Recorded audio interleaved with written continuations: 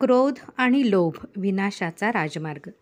दासबोधाचे मानसशास्त्र सुनील चिंचोळकर यांच्या पुस्तकामधून. संन्याशाची व्याख्या करताना भगवद्गीता म्हणते, ज्ञेयस्स नित्य संन्यासी यो न द्वेष्टी न कांक्षती.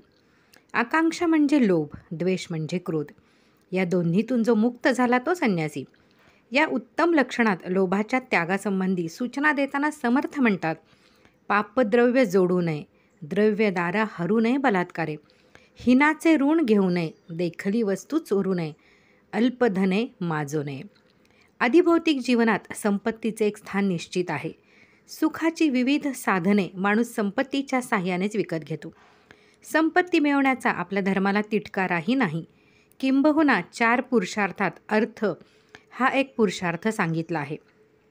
जोडून या धन उत्तम व्यवहारे, उदास विचारे वेच करी. हे त्याचे सुरेख पथ्य तुकाराम महाराजांनी सांगून ठेवले.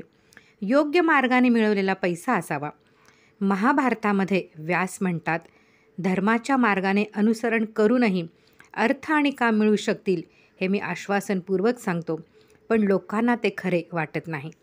पैशाचा अतिलोभ ही एक मनोरुग्णता आहे. खरं म्हणजे जीवनावश्यक गरजा पूर्ण करण्यासाठी फार पैसा लागत नाही, पण चैनीच्या आणि व्यसनाच्या गोष्टींसाठी कितीही पैसा पुरत नाही. अलीकडची राहणीमानची जी आपली कल्पना आहे त्यात स्पर्धेचा भाग जास्त आहे. गरज आहे म्हणून नव्हे तर स्पर्धा म्हणून वस्तू खरेदी कराव्याशा वाटतात. अंथरूण पाहून पाय पसरावेत या म्हणीप्रमाणे आपल्या पगारात बसेल अशा वस्तू अवश्य खरेदी कराव्यात. पण वस्तूचा लोभ जेव्हा निर्माण होतो तेव्हा मात्र भ्रष्टाचाराच्या मार्गाचा अवलंब केला जातो. आत्मोल्लास या ग्रंथात परमपूज्य विमलजी ठकार यांनी एक कौटुंबिक आठवण दिली आहे. त्यांच्या आईने लग्न होताच पहिल्या दिवशी आपल्या पतीला सांगितले की 2 साड्या आणि 4 भांडी यामध्ये मी आनंदाने संसार करीन, पण या घरात येणारा प्रत्येक पैसा शुद्ध असू द्या. दुसऱ्याच्या तळतळाटाने किंवा फसवणुकीने आलेला प्रत्येक पैसा म्हणजे वासनेचे पिशाच्य आहे. ते एकदा मानगुटीवर बसले की त्यातून सुटका नाही. सज्जनगडावरील अधिकारी सत्पुरुष श्रीधर स्वामी म्हणतात, मठात अन्न घेतले तर सेवा तरी करा किंवा नामस्मरण तरी करा, याशिवाय ते अन्न पचणार नाही. रामकृष्ण परमहंसांकडे अनेक भक्त मिठाईचे पुडे आणून देत. रामकृष्ण ती मिठाई साधकांना कधीही खायला देत नसत. ते म्हणत, ही मिठाई फक्त नरेंद्राला पचेल. प्रत्येकाची वासना देताना त्यात अडकलेली आहे, सर्वांना ती पचणार नाही. समर्थांच्या चरित्रातील एक प्रसंग बोलका आहे. वाममार्गाने संपत्ती प्राप्त केलेल्या एका धनिकाकडे ते भोजनास गेले. भोजनोत्तर वामकुक्षीसाठी ते एका दालनातील मंचकावर पोहोडले. समोर सोन्याच्या वाटीत लवंगा होत्या. समर्थांच्या मनात आले की ती वाटी जाताना गुपचूप झोळीत टाकावी. ते ताडकन उठले, मोरीत गेले व त्यांनी सारे अन्न ओकून बाहेर पाडले. सामान्य माणसाने किती सावधानता घ्यायला हवी.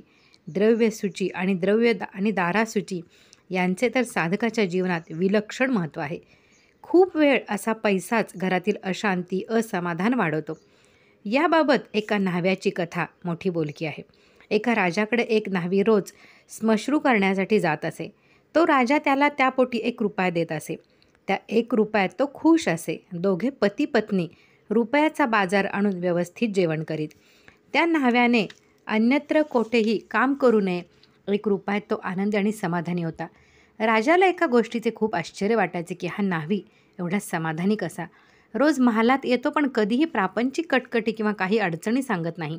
त्याच्या चेहऱ्यावर केव्हाही पाहावे समाधानच विलसते. त्याने प्रधानाला याचे रहस्य विचारले. प्रधान म्हणाला, त्या न्हाव्याला दुःखी करायचं का, ते माझ्यावर सोपवा. यातील पुढील गोष्ट सर्वांना माहीतच आहे. तात्पर्य, लोभाला अंत नाही. किती पैसे मिळाले म्हणजे तृप्ती व्हावी याचे काही गणित नाही. आयुष्यभर माणूस धावाधाव करीत राहतो. कुठे थांबावे याचे त्याला भान राहत नाही. आणि एकदा पैशाला वाजवीपेक्षा जास्त महत्त्व दिले की त्यासाठी सेवा करी ही न कुळी तो एक मूर्ख हे लक्षण सुरू झाले. मग तो न्हावी स्मृशूसाठी ठिकठिकाणी जाऊ लागला तर आश्चर्य काय. पश्चिमेच्या भोगवादाने सुखासीनता वाढली व माणूस पैशाचा दास झाला. देखली वस्तू चोरू नये या सूचनेत चोरी याचा अर्थ मानसिक चोरी. कुणाकडेही एखादी आकर्षक वस्तू पाहिली की ती आपल्याकडे असावी असे वाटणे चोरीच आहे. त्यातून लोभ वाढतो. असा लोभी माणूस पैशासाठी कुणाशीही व कशीही तडजोड करतो. म्हणून हिनाचे ऋण घेऊ नये असे म्हटले आहे. यातील पुढील भाग आपण पुढे पाहूयात. श्रीराम जय राम जय जय राम.